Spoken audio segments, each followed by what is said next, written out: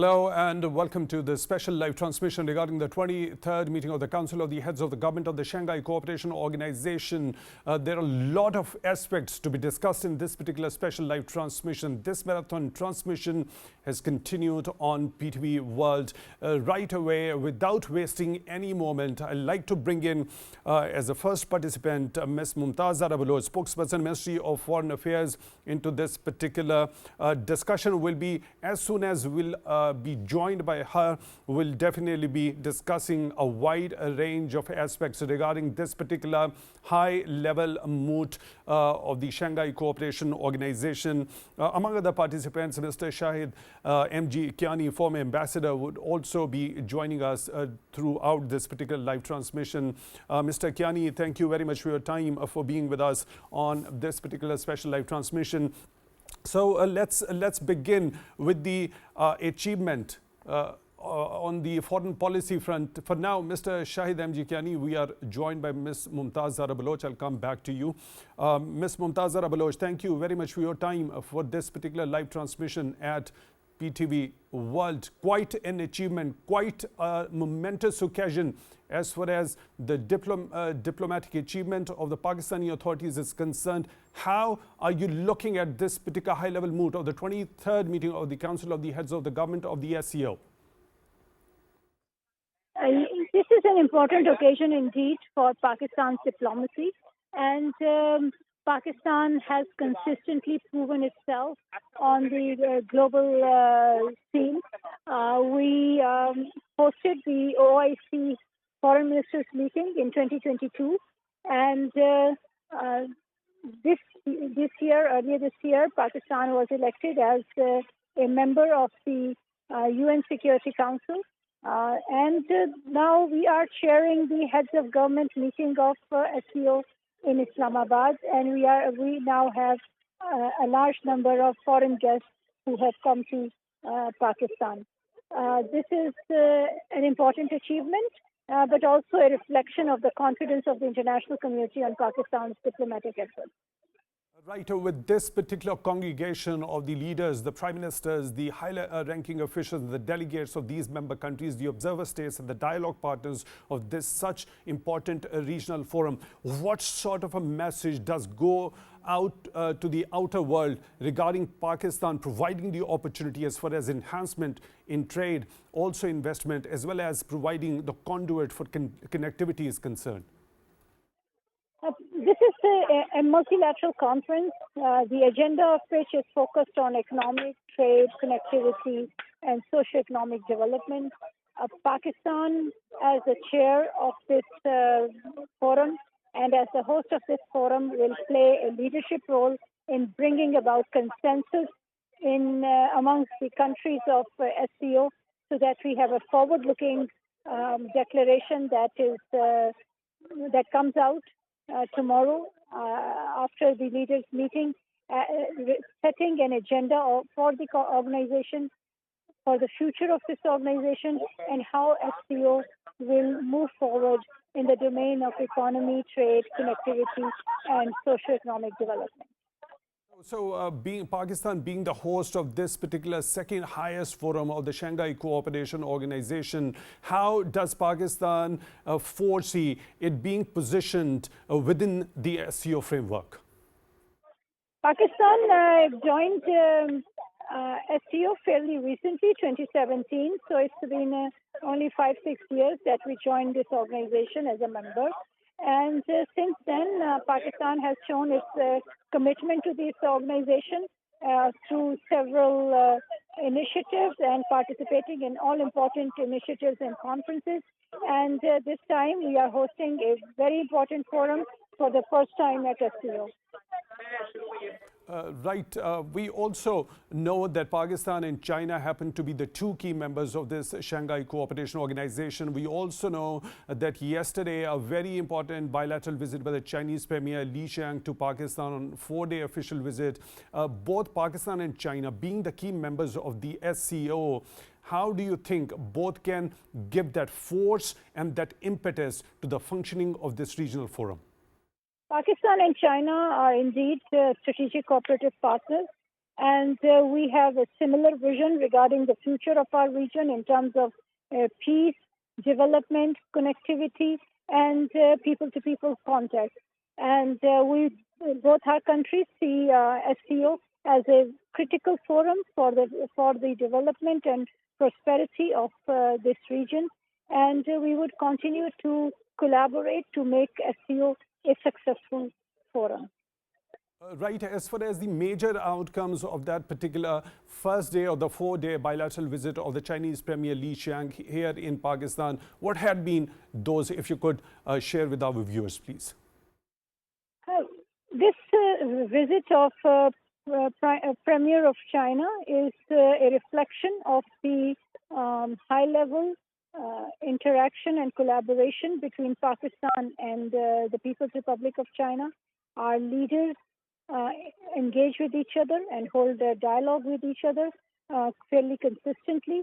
And at this occasion, when the Premier of China is in Pakistan, the two leaders have discussed all areas of mutual collaboration and have agreed on an economic agenda that is mutually beneficial.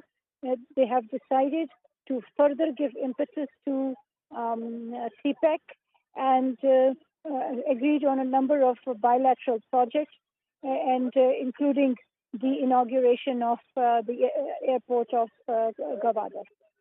Right, Ms. Mumtaz, Zahra Baloch, Spokesperson, Minister of Foreign Affairs here in Pakistan. Thank you very much for taking time out for this special live transmission at PTV World. Really appreciate that. Mr. Shahid MG Kiyani. Mr. Kiyani, now let's talk about the Shanghai Spirit, both the internal and the external dimension. Specifically talking about the internal dimension first, the mutual trust, mutual benefit, equality, consultation, respect for diversity of civilizations and pursuit of common development. And we'll talk about external dimension later on. First, your understanding of this particular internal dimension of the Shanghai Spirit. You know, the fact that CPEC is part of the connectivity, Chinese dream, Chinese aim, vision of connectivity, the part of BRI. And what is SCO? The SCO member states, if you look at it, they are more or less connected to each other. And that is the reason that you have in SCO, member country economic power they are. You have Russia, you have China, you have India, you have Iran, and then the Central Asian republics. These are countries, Central Asian Republic countries are landlocked. They're looking towards, to move, to trade, to be connected to the other parts of the world. And that can only be done through, in my opinion, through connectivity through Pakistan and through other countries who are economically, conjoined, whose aim and objective is to enlarge the economic connectivity. So this meeting here internally gives the opportunity to all these SCO countries to share their dream, their vision as to how economic cooperation will be enlarged.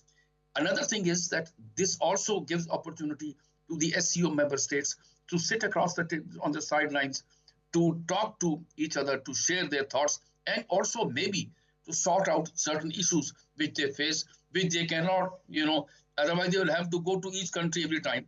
Here they're given the opportunity both on the summit to share their dreams and vision, and to sit on the sidelines and talk about economic security issues and other issues which these countries face. You are of the view that the region, these countries are connected to one another in a way or the other. We also get to hear during the course of our discussions when we are discussing the potential under the SCO framework for the regional countries who happen to be members. We also have seen the expansion. Now, they also share a dream. That is what you already put forth. So connected in a way, many of these countries are landlocked. We have also seen that particular shift towards from being landlocked towards being land-linked. How do you look at that? See, the dream of these Central Asian republics since the end of the Cold War, 1991 has been to open up and to reach out to the other countries of the world. But they're landlocked, but these are countries which are very rich in natural resources. They want to share their natural resources and they want to earn, they want to improve their economy.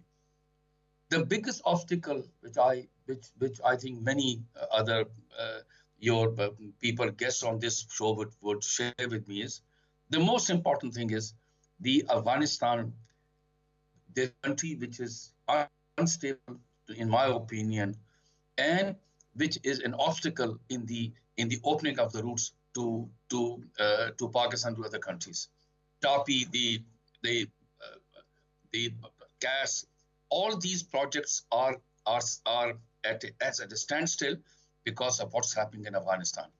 My opinion is that apart from the economic, social, environment, and other issues which would be discussed in the agenda, the most important thing I would say, this has given an opportunity to these countries who are one way or the other connected to Afghanistan to come to a consensus and to tell Afghanistan that what is happening in this country is counterproductive to the improvement, regional security improvement. This is very important. Pakistan has been at receiving end since 1979 till today. So not a day goes when our people, when our soldiers and our citizens become victims to people who have taken refuge in Afghanistan. Our military and a political leadership have shared with them. So this is the time. And let me tell you, the other countries, regional countries, are also concerned about it because who wants that is economic activity and is facing an obstacle as far as Afghanistan is concerned. So this is an issue of terrorism, issue of extremism, which the Taliban government should realize it is in their interest also.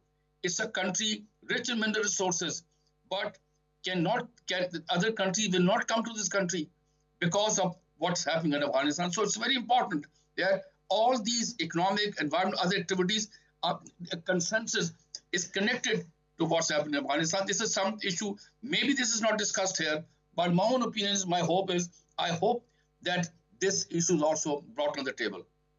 Mr. Kiyani, a very pertinent point that you've just highlighted. Security is very important in order to reap the dividends related with this regional connectivity. Afghanistan being the obstacle, we, in an earlier discussion, one of the participants brought in the term of the positive spillover effect. Since the Kabul takeover by the Taliban back in 2021, we have seen there was a responsibility on their shoulders where they have been unable to fulfill that of ensuring that Afghanistan soil was not used for terrorism or being a threat to the security of the neighboring countries. But to the contrary, we have seen the resurgence of terrorism. Also, what sort of an approach is required in order to deal and address with this negative spillover effect from Afghanistan soil? Of course, Afghanistan remains to be an observer state of the SCO. Is there any specific substantial thing that could be done in that particular regard? My opinion is we have done our best. As I said to you, many dialogues have taken place. Right, Mr. Kiyani, I'll come back to you with this particular question for your detailed answer on that. For now, we are honored to be joined by Mr. Qamar Zaman Kaira, leader of Pakistan People's Party. Mr. Kaira, thank you very much for your time, for being with us on this special live transmission regarding the 23rd meeting of the Council of the Heads of the Government taking place here in Pakistan. How bigger an achievement it is on the diplomatic front for the Pakistani authorities. Back-to-back high-level engagements happening. We saw Saudi delegation visiting also Pakistan a couple of days before. Then Malaysian Prime Minister just before that. We also know that Chinese Premier Li Qiang is on a 4-day bilateral visit also here in Pakistan, and this high-level mood taking place as we speak. This is really a big achievement, and to host SCO conference, of course, is a big achievement for Pakistan. Its direct impact will be Pakistan, the special regional conflicts over here, the Pakistan situation of economy, internal situation, as well as the regional context. It's a great support and achievement of the government of Pakistan to host it. It will have direct impact on our relations, on our economic relations as well. It's a big opportunity for the Prime Minister. Of course, in the main conference, he is hosting it. He has given his own view of Pakistan on different issues. But on the sideline meetings, bilateral discussions and cooperation, That was also very important.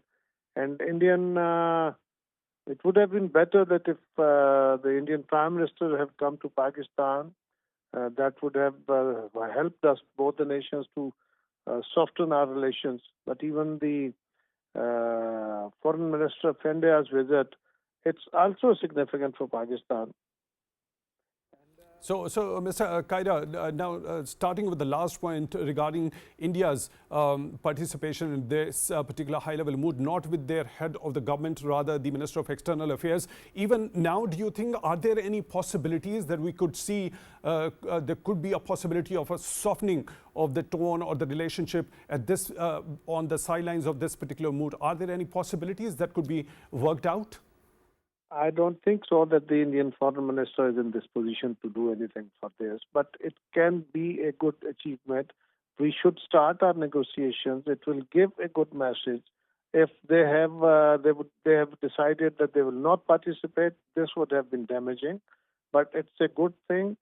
But our relationship, both the countries, we are very hostile, and the Indian leadership, they have a crisis, they have a problem because of their extreme mindset and extreme point of views in their internal politics as well as with Pakistan.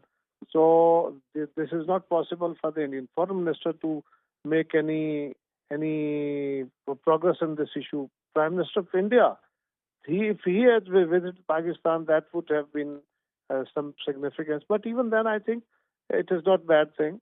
And the recent visits of Malaysian Prime Minister and the Saudi delegation, as well as the Chinese Premier's visit, apart from the SCO summit, he is visiting Pakistan for 4 days, on 4 days visit. This is very significant. It will have great impact, and many initiatives will get more kick, more start, more strength, and the new initiatives will be started. So I think it's a great achievement on the foreign policy side.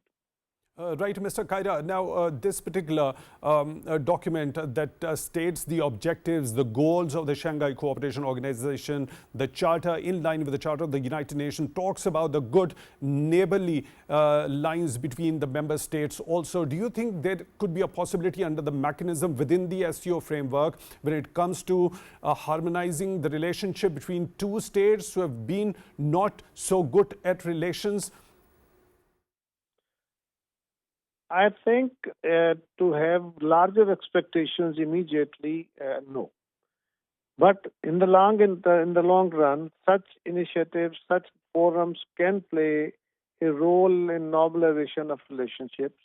So this sort of activities and exercises should be carried on. I am not hopeless on this issue, but immediately, if we say that this forum will play immediate role, I think it will be too optimistic. Right. Now, particularly talking about this 23rd meeting of the Council of the Heads of the Government, now economy and trade is also going to be the part of the major discussions which are going to happen during these 2 days. Also, that particular meeting of the heads of the government which are representing the respective countries tomorrow at the Jinnah Convention Center. Now, looking at these two areas of enhancement in investment and trade, how do you look at the potential that this particular SCO region carries with itself, with such a huge population, also a considerable global GDP?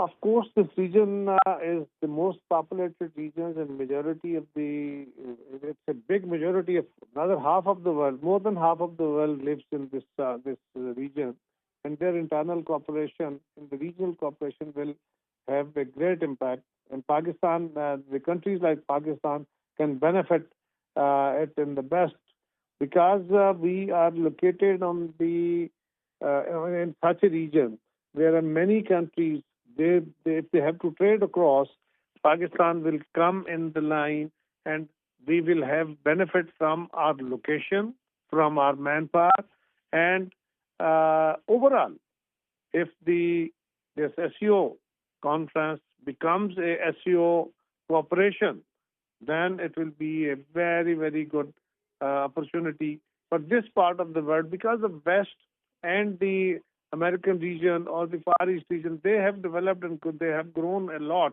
But now I think this is generally the intellectuals are discussing and the historians are discussing. This is the era of now East.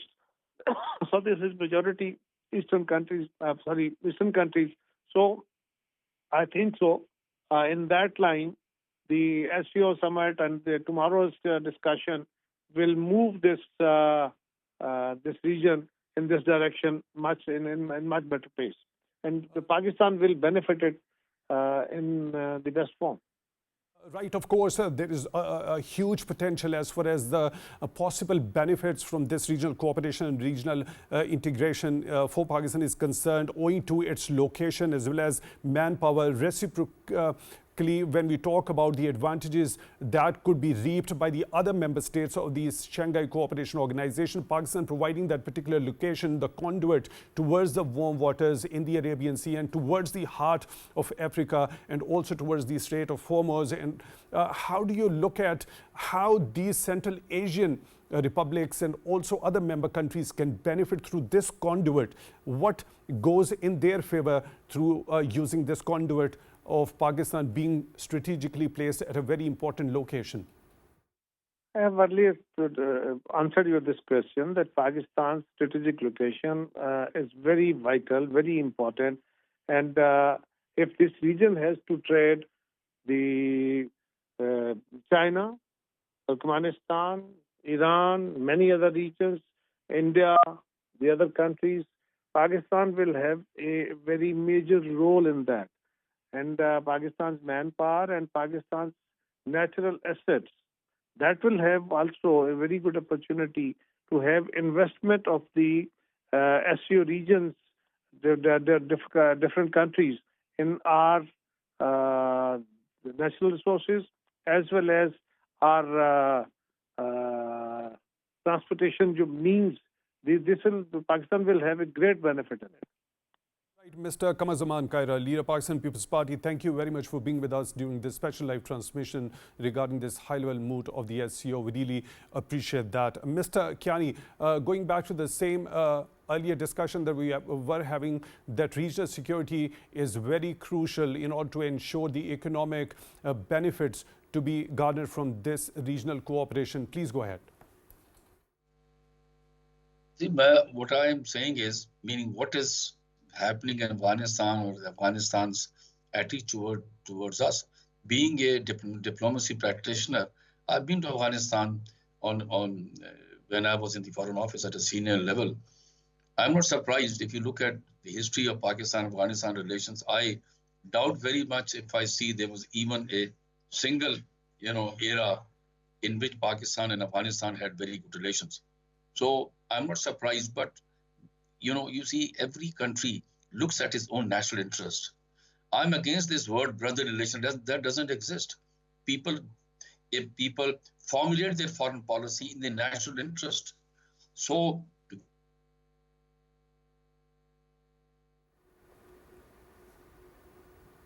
unfortunately, I think we've lost the connection with Mr. Shahid MG Kiyani. We'll try to reconnect with him. For now, I think we are reconnected with Mr. Shahid MG Kiyani. Please go ahead, sir. Okay. So what is happening is that we try to improve the relations between the two countries. Sovereignty is a sacrosanct. So no country would allow its sovereignty to be transgressed. So we had this project of fencing. It's an excellent thing because you fence the borders. You exactly know where your country starts and where your country's borders ends. And then you allow only those people who have documents to enter the country for whatever reasons. But even then, this Durand line thing, we thought that when the Taliban will come and they will accept this border, but no, even this was challenged. No government, as I read it, has ever accepted the Durand line. So what is so positive about Taliban coming into power and then not trying to understand the security concerns of its border, with which it has cultural, linguistic, and so many social, commonalities. So, but to say that, open the borders, let these things come, that doesn't happen. We have security concerns, Pakistan. But nevertheless, what I'm saying is that this SCO has come for collaboration and, fostering regional economic growth, aims to enhance infrastructure, regional cooperation, economic cooperation, and financial integration across the member states. So this is something. Now, I'm saying this is a bus which is moving. If Afghanistan wants to join, it should join now and become part of this, as you said, exciting journey of countries trying to enlarge their economic content, improve the lives of its own people. What is economic integration, sir? It improves the businesses. It improves the life because businesses create jobs.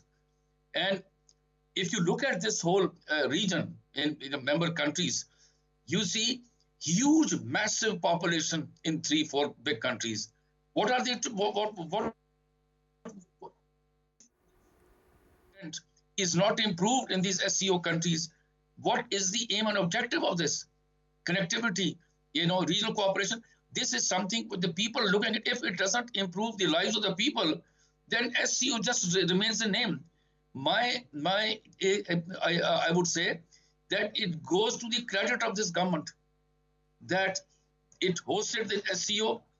And if you go into the background, for example, not exactly connecting what you call SCO, you look at the Malaysian Prime Minister's visit, then you look at the Pakistan-Saudi Business Forum, then the Chinese Prime Minister's visit, and then the SCO. What are these? These trying to enlarge the economic content, trying to put Pakistan on the map, that this is the country in which you come and invest. I tell you, it was done with wisdom that prior to the SCO summit, they invited the Chinese Prime Minister to come. And the Chinese Prime Minister vision, you look at it, they have signed 10, 11, 12 agreements. And then the Gwadar airport has been opened. So connectivity is part and parcel, rather aim and objective of SCO. Let's hope that tomorrow, when the SCO members come, they share their thoughts as to how the connectivity, how infrastructure, how environment, and other, including terrorist security issues, will be dealt with. Because these are things which they have to deal with it now. Otherwise, they'll have to wait for another summit to take place. Another thing is on the sidelines. They'll be talking, sharing their thoughts with their counterparts, with an opportunity they do not have normally. Right, Mr. Kiyani, we also know that Chinese Premier Li Qiang is here in Pakistan, started his 4-day visit yesterday here. Important engagements already happening. A number of MOUs and documents were exchanged between the two sides. The inauguration of the Gwadar International Airport also happened. Now, talking specifically about the potential, the long-term benefits does this particular port carry with itself, not only for Pakistan, but also for the region at large? Yes. As I said to you, the Chinese, you see, ascendancy, as now they are virtually number 2 economic power. And maybe edge out United States the next maybe 10, 12 days, 15, 20 years. Chinese are people who have visions. You see, the first part was the Mao revolution and ended with the coming of Deng Xiaoping, and then now the President Xi's. They are people, successive, ideas, moving ahead, and they want to improve the lives of others. Why? Because Pakistan and China relations are based on trust. And what are the edifice? The 1963 April border agreement with Pakistan and China. The Indians missed the bus. They didn't sign the agreement, and now they are facing serious problems of conflict in the for example in the Ladakh hills and others. For Pakistan, the edifice is trust, and based on that edifice of trust, we have moved on. And we are now in the second phase of CPEC. Chinese Prime Minister's visit is in the succession, you see, of coming here and assuring Pakistans that we are here to also look after your security and your sovereignty. And they would like to improve the lives of your own people. This is very, very important. How many countries in the world are doing like this? Very, very few. And in return, what they have done is policy that if they consider somebody as a friend, they will look after the friend. Right, Mr. Kiyani, let's take a little bit of comparison between this particular SCO and other major regional forums, specifically comparing it with the European Union. What makes it different from it? Are there any commonalities, do you understand, are there between the two? Commonalities are there as far as connectivity is concerned. If you look at European Union, all the countries are connected. Physically, they are connected. But European Union, if you look at it, it started off after the Second World War. And it was coal and steel community in which France, United Kingdom, if I'm not wrong, maybe I'm wrong, and Germany, they were member states. And then why did they do that? Because Europe had seen First World War and Second World War, the devastation, physical and economic devastation that took place. So they said, let us sit down together, connect the countries. If they have economic content, if they have economic interest, the countries will not fight. Or if they have issues, they sit down together and talk. And successively, they became European Union. So they are member state, I think it's about 28 member countries were part of the European Union. But this is a very matured, as an organization, regional organization. It's more than 7 decades. For SCO to reach that place, we have started, it's just the beginning. And let's hope that these countries continue to meet, continue to share their thoughts, and improve the economic content. It's very important that these countries have a serious economic content. But that will be the glue which will keep this country together. So this is a commonality as far as connectivity is concerned, but to compare, for example, if you should compare ASEAN.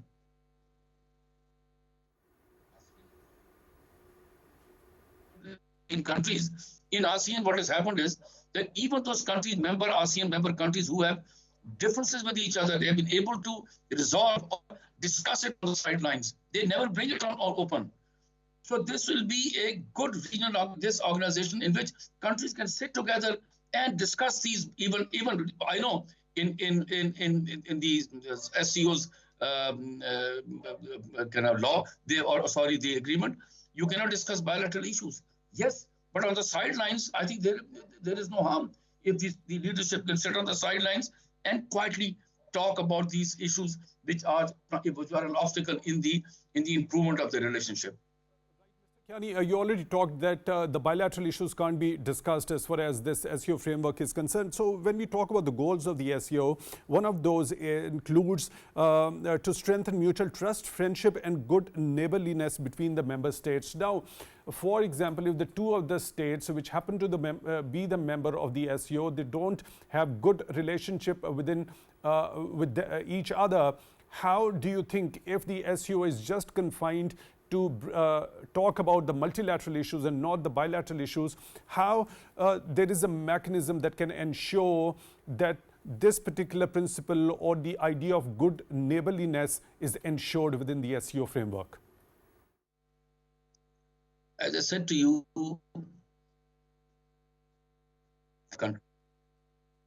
other member countries of SCO are quite aware of the serious, differences between Pakistan and India.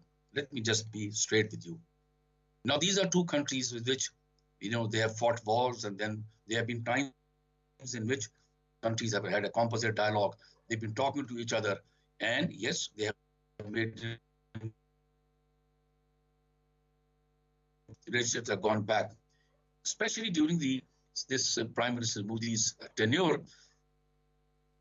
Things are not in the desired manner they should be. But the visit of the Indian Foreign Minister, I said to you, I think it's, in my opinion, if he has come and to attend the SCO, I do not know. But there is a possibility, I'm just saying in a scale of 1 to 10, maybe 1%, in which he might meet his counterpart or just say hello to his counterpart. Now, the other member countries should be able to convince these two countries, on the sidelines, it's time to, bury the hatchet and move on. I think the other countries, in the larger interest of the SCO, in the larger interest of the regional integration, they may be able to do that. But this is something which I'm not privy to, but at times it happens that on the sidelines, maybe the other member country would say, they look, the foreign minister is here. He would tell the Indian Prime Minister, Indian foreign minister, that yes, okay, you made a commitment in Delhi not to say, but nothing is sacrosanct. In foreign policy, in diplomacy, things don't be a standstill. Just say hello to them and talk. Maybe the ice is broken. This is my opinion, because the tyranny of geography, the geography, these two countries are, as I say, tyranny of geography and the significance of coexistence. Very important that these countries need to coexist. They have such a large border, commonalities of culture and religion, culture and language and so many others. But what is missing is people-to-people contact, sporting contact, so many others. Nobody's saying that the issue of Kashmir dispute should be sidelined. No way. That is a principled stand.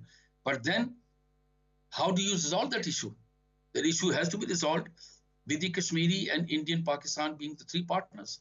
They have to sit down together and resolve this issue to end the sufferings of the people in the Indian occupied Kashmir. I'm just saying this is in the larger context, but it is important that these two countries, especially India, shows flexibility, and east says ego, and shows that it's a big country with a big heart and move on. It's not, you see, Pakistan, I tell you something very interesting.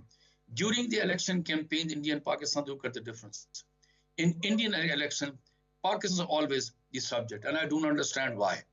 What have we done? In Pakistan elections, India is never mentioned. There are other issues, domestic issues, which are discussed. Health and education, what matters to the people. There, what is happening is the Indian leadership is putting in the minds of the Indian population that all the problems in India are because of Pakistan. And I fail to understand how.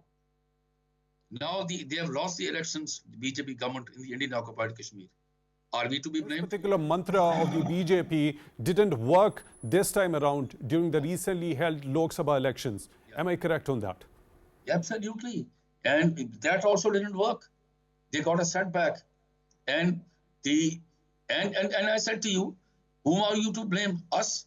Did we go and tell the Indian population not to vote in a big way for the BJP? Because this slogan of, at times people in the Indian streets must be thinking, I don't see any Pakistani in the streets of India. How are they to be blamed? Meaning, I don't understand as to what's happening. We are, for example, Pakistan is facing the terrorist threat days and days out. Where do we go? So we know who's behind it. It's the other way around. And look, just one interesting thing. Now that the Indian foreign minister is on record of saying that, okay, we'll discuss with Pakistan, but terrorism. Look what's happening with the Canadian Prime Minister. What did he say this morning? I have also served in Canada. Now in Canada, it's a migrant country. Every year, over 300,000 people migrate from all over the world to Canada. For them, the security of its own people, especially migrants, is very important. And look what they did. It's a very serious thing to expel diplomats, and more serious to expel the High Commissioner also. That is something very serious. And I do not know as to how the Indian government would justify. How would this foreign minister who had just arrived today, would be talking to his counterparts from other countries, would justify as to what has happened?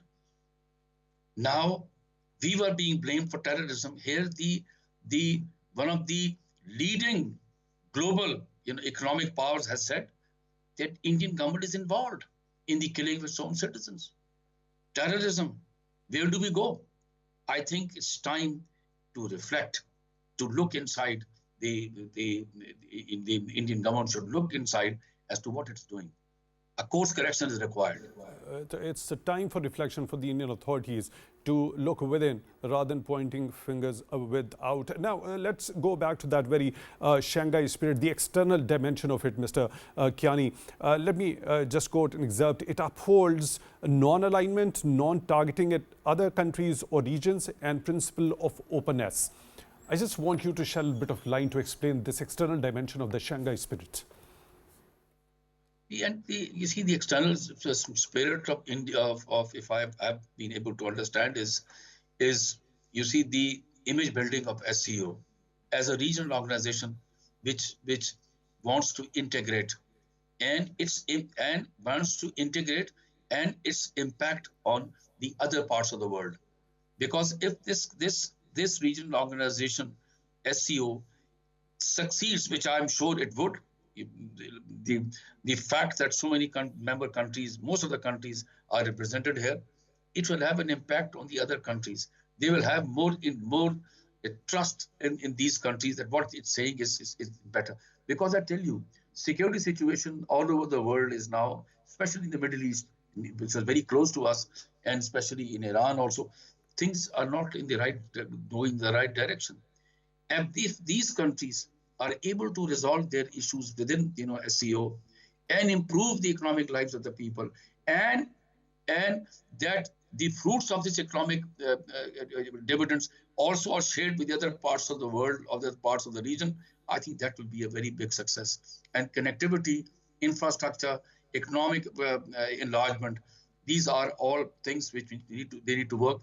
And also environment. Environment is a very, very important issue, which I think we are signatory. All the countries are signatories to the climate change agreements. It's very important that tomorrow, I hope, they also sit down and find out as to how they will be able to improve, able to tackle the challenges of climate change. I think two things are very, very important. I would say, once again, economic enlargement, environment challenges, and the environment and the challenges of terrorism and security. Right now, specifically talking about this is a very important subject. We've seen Pakistan being the victim of the adverse impacts of climate change, most recently those biblical floods of 2022. Then we saw Pakistani authorities, of course, spearheading a number of campaigns at the international level regarding that loss and damage fund, also sensitizing the international community, like Pakistan being one of the lowest emitter and the contributors in the greenhouse gas emissions in the atmosphere globally annually. Has to bear the brunt and pay a heavy and a huge price in terms of the catastrophes it has to endure, with a considerable damage on the people's lives and their livelihoods. Within the SCO framework, how closer is this subject when we come to the mutual understanding of the member states of the SCO as far as the adverse impacts of the climate change is concerned, also keeping in view the measures in terms of formulating those policies in order to address this challenge? All the Central Asian republics, most of them, and Russia are producers of oil and gas. They are known to be the leading, countries. At the same time, they're also facing, the climate change, the serious issues of climate change. So it's very important that they tackle it and find out, look for ideas from other countries how they are tackling with it. Pakistan, you said very rightly, earthquake and then this floods again and again. Even in areas where one could never imagine these things happening. I just want to say one small thing. If you go around Pakistan, you look at how the trees have been felled and look at the mountains which are, being eaten up. I think it's important that our children in schools, especially in schools, children should be taught the importance of nature, importance of keeping the nature intact so that we have lesser challenges of climate change. Right, Mr. Shahid MG Kiyani, former Ambassador, Excellence, thank you very much for taking time out for this special live transmission regarding the 23rd meeting of the Council of the Heads of the Government of the Shanghai Cooperation Organization. It was indeed very enlightening and insightful discussion. We really appreciate you taking time out for this special live transmission. With that, we come to the end of this part of the special live transmission. Of course, the stage is all set as we speak. The foreign dignitaries have arrived at the venue of the formal dinner being hosted in their honor by the Prime Minister Shehbaz Sharif, and tomorrow are going to be multiple high-level engagements. So with that note, we come to the end of this part of the special live transmission. I'm Jawad Tihami signing off for now.